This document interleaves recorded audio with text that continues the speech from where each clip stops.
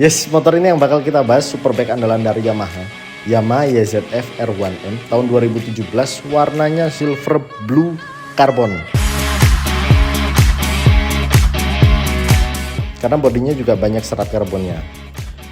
Selain desain dan harga yang menarik bakal kita bahas, kita juga bakal mengulas sistem crossplane, cara kerjanya seperti apa, dan powernya kencang mana sih dari 4 silinder inline atau crossplane. Atau kalian pengen membedakan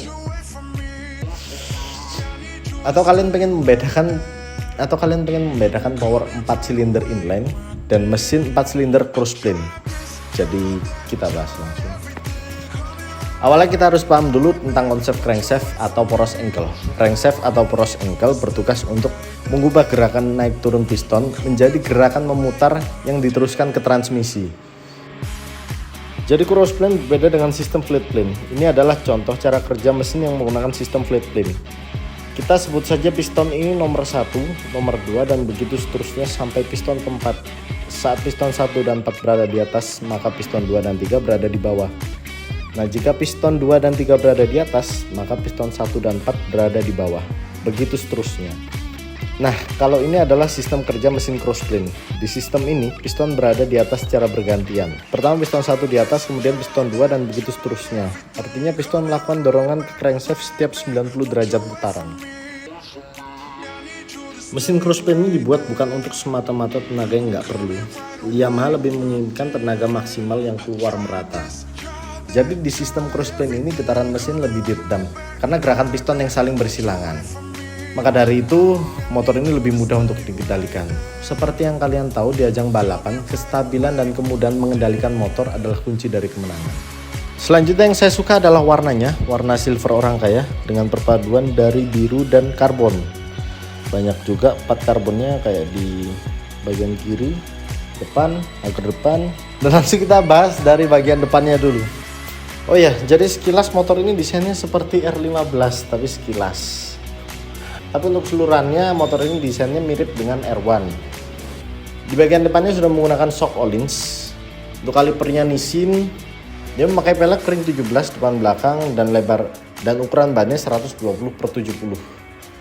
Nah, kita bahas bagian belakangnya. Di bagian belakangnya dia juga memiliki velg ring 17 juga sama bagian depan. Untuk ukuran bannya 200/55. Untuk shock belakangnya juga menggunakan Öhlins yang bisa diatur depan belakang. Shock depan belakang bisa diatur di instrumen panelnya, ini nanti bakal kita jelasin. Dan di belakang juga terdapat jok yang saya yakin pasti kalian gak nyaman banget naik motor ini dengan goncengan. Nah, sekarang ditunggu-tunggu kita bakal bahas fitur-fitur canggih ini. Oke, saya akan berbagi sedikit tentang fitur-fitur canggih yang ada di motor ini lewat layar TFT dan di kemudinya. Oh ya, yang pertama yang lupa saya kasih tahu, motor ini udah dilengkapi dengan quick shift. Untuk di layar kemudi kita bisa mengatur pengaturan mode di sini. Jadi ada mode berkendara A sampai dengan D. Kalau mode D ini mode yang paling soft untuk berkendara. Kalau mode A ini mode yang paling setan ya. Di sini udah kayak motor-motor biasa. Di sini kill switch dan di sini ada menu. Banyak banget menunya. Display mode ini display mode untuk mengubah pengaturan dari layar di awal tadi seperti ini. Kita rubah track mode. Ya kan? Untuk versi setting, pengaturan power, traction control dan lain-lain. Dan yang saya suka di sini ada pengaturan shock depan belakang. Ya. Jadi bisa kalian coba. Kita balik lagi. Kemudian di sini ada lap time untuk mencatat putaran saat kalian berada di sirkuit. Untuk logging ini berfungsi untuk mencatat perjalanan kita. Kalau maintenance ini kita tahu kapan kita waktunya ganti oli. Di sini ada unit yang berfungsi untuk satuan kilometer per liter. Untuk wallpaper kita bisa ganti wallpaper berdasarkan suasana siang dan malam hari. Ada shift indikator, display setting, brightness untuk pengaturan cahaya di layar TFT, ini jam dan all reset. Jadi kalau misalnya saya pencet ini nanti bakal balik lagi ke sistem original pabriknya. Yes, jadi ini bagian yang paling saya suka adalah test ride motornya. Jadi sebenarnya saya bakal ganti celana dan pakai sepatu dulu, pakai peralatan yang lengkap biar tampil lebih keren. Oke, sekarang saya udah siap.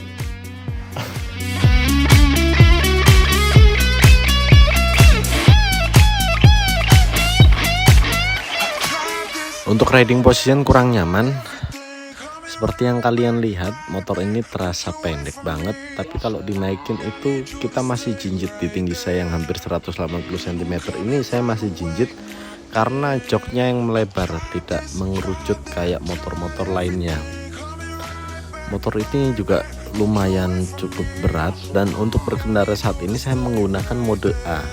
Jadi di sini ada 4 mode A, B, C, dan D. Mode D adalah mode yang paling soft untuk berkendara, dan mode A adalah istilahnya mode sportnya ya.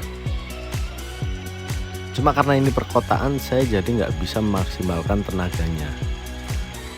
Jadi alangkah lebih baiknya atau lebih cocoknya motor ini digunakan untuk track day di Sentul. Saya rasa juga lebih cocok di situ. Motor ini sangat stabil saat saya bawa belokan atau jalan lurus, karena yang saya tadi bilang sistem crankshaft crossplane-nya membantu banget untuk kita mendapatkan stabilan penuh saat berkendara.